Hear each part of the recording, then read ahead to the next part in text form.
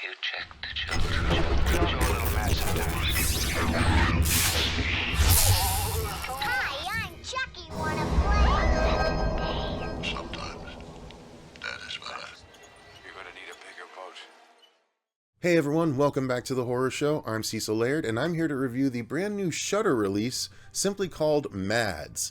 Now, I'm not really sure what this is supposed to stand for. It is a French horror movie, and I'm sure there's an explanation for it out there. I unfortunately did not look it up before this review, so let me know in the comments down below if you happen to know what it stands for. But MadS is a very interesting thing. We did a trailer reaction for it not long ago, and it was intriguing enough for Robert and I that we were like, okay, I might give that a try. The thing that gave me pause is that it's technically a zombie movie. Now, one of the reasons I really liked the movie is that it's unlike most zombie movies.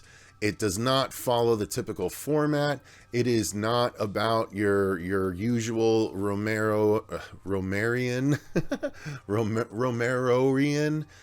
slow zombies. It's not necessarily about fast zombies either. It's a little bit unclear because of the route that the movie takes. Now, the selling point for this film is that it is filmed as entirely one shot. Now, I'm sure there's probably some hidden edits here and there, but I would be hard-pressed to point them out on my first viewing. There wasn't any moment where I was like, oh, that had to be an edit. Oh, that had to be an edit. It felt very natural, and what was really cool about it is the choreography. There had to be, or the blocking, in other words. Choreography is kind of more for dancing and stuff. Blocking is for where your actors go when the camera's on them.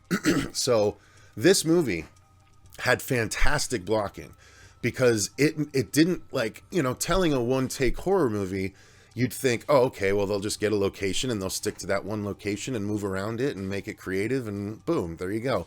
But no, this movie is ambitious. It goes all over a city, and it follows numerous characters.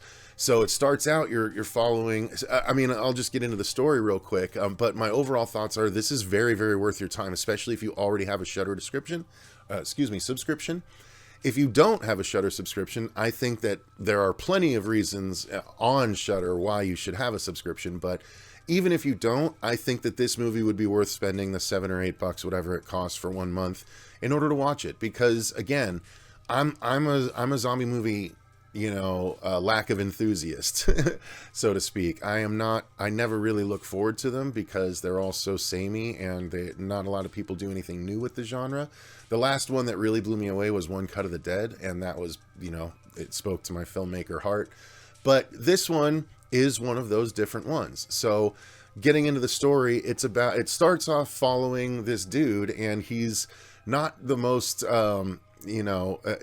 a little bit seedy, because it starts with him doing drugs immediately with a friend of his, and as he leaves, he ends up, you know, he gets to his car, and while he's at his car, like, he gets distracted and steps out, and something happens, and he has to pull over to check the car because it's making kind of a weird sound, and while he's pulled over, his hood slams, and he sees that there's, you know, someone creeping around the front of the car, and before he knows it, the thing has creeped into his passenger seat, and turns out it's a woman that is bandaged up and bandaged kind of all over, and she's not really being verbal, but she's indicating that she kind of needs help. And so he's like, okay, let me take you somewhere. I can drop you off at the police station. And while they're going, she gets more and more wild, and she ends up biting him, as well as, let's say unaliving herself, kind of unaliving herself. She does serious damage to herself, and then ends up biting him. But he ends up, escaping and going home. And when he's there, he just basically showers all the blood off of him. The bite's not that severe, so he doesn't really worry about it. And, he gets dressed, and then his girlfriend, or at least a girl that supposedly is interested in him, shows up, and they're supposed to go to a party. He ends up, the friends end up showing up, and he, just basically gives in and goes to the party even though he's not feeling great. And so the movie basically follows him as he slowly starts to turn. And I do mean slowly because it is a gradual process, but it's not your typical gradual process that happens kind of while everyone else is talking in like The Walking Dead or any number of zombie movies. Like the person that got bit just slowly, like, and all at once they're now a zombie, right? That's usually how it happens. That's not, now you see the movie is told from the perspective essentially of someone going through that. And so he's still him for a while, but he's as he starts to go along, he starts doing it, just occasionally just, and then like he, it slowly starts to happen. He slowly starts to lose himself. And then he happens across this van full of military guys that are clearly a subversive cleanup team of some kind. And so, but anyway, while he's at the club with all of his friends, he ends up, getting lovey-dovey with the girlfriend. And then there's a interpersonal fight, and he leaves, and that's when he runs across the military people, and basically he gets into a vehicle with them. And as the vehicle pulls away from the camera, then the girlfriend walks into frame on the street on the phone, like calling someone to tell them about what happened at the club. And so the camera starts to follow her.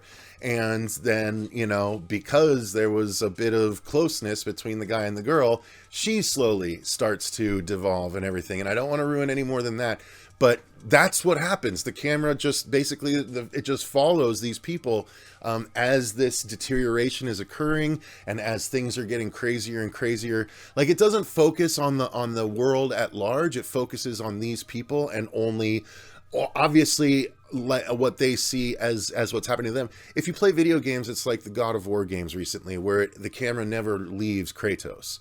It experiences everything, not from his point of view, but with him as the main subject. And it's the same thing with this movie, which that in and of itself made me kind of love the movie. Like oh my God, the preparation that would need to be done, and to get it right so that it looks like a one shot for the whole thing. It really is a feat to accomplish, and they did such a good job. And the acting is really great in this. Again, it's all in French, so it's subtitled, but the acting's phenomenal, and not a single person pulled me out of it. I bought into all of it. The people that end up slowly deteriorating, essentially what they're doing is a long form of that kick-ass scene that we got in the first Omen. I think it was the first Omen. Anyway, it was the movie where I think it was the girl that got possessed starts on the side of the road, just starts to have this whole like twitch and conversion, and it like just watches her for like 4 or 5 minutes as she goes from normal to kind of being possessed. And it was an amazing scene. And this is basically just an extended version of that, where the actor's humanity is slowly draining out of them as the zombie aspect of them is slowly taking over their body. And it was just really fucking cool. Like, this movie deserves to be watched by a lot of people, honestly. It's really, really neat. So if you can handle the fact that it is sort of zombie adjacent, then this is one that's really worth your time. So again, cinematography wise, because it follows, like, it's not found footage, right? Because it's not supposed to be someone holding a camera, but it comes off found footagey at times because it has to keep up with its subject and do that in interesting ways. Like, there are times where the subject gets into a vehicle and drives, like on a Vespa, and drives, and the camera team has to have some kind of vehicle that they've prearranged that they've gotten on and like drive to keep up with them and stuff. Like, it's so fucking cool. The more I think about it as I talk about it, the more I'm impressed by it. But effects wise, it's really cool. It's basic. There's not a ton, but there is some carnage that you see sort of later on that is all, very cool practical effects. Lots of blood, not a ton. I mean, there's a little bit of digital stuff with like kind of gunshots, once or twice that you know the actor can't really be getting shot, and you know it's not squib work, like it's but so you can tell a little bit that that's digital blood, but it's not offensive, it's not like overly done, it just happens a couple times. And you know, it is what it is. Maybe the average viewer won't even notice it, but overall, man, this movie is so worth your time to give it a try. It's an hour and 28 minutes, so it's not a big buy-in. It doesn't overstay its welcome, and yeah, I think it's definitely worth it because it's a new take in the subgenre, and I think that's worth applauding and worth recommending. So that is MadS. Again, it is on Shudder. Thank you guys very much for watching. Thank you to all of our patrons for supporting the channel the way that you do. We greatly appreciate it. And until next time, I've been Cecil Laird, and remember, stay scared.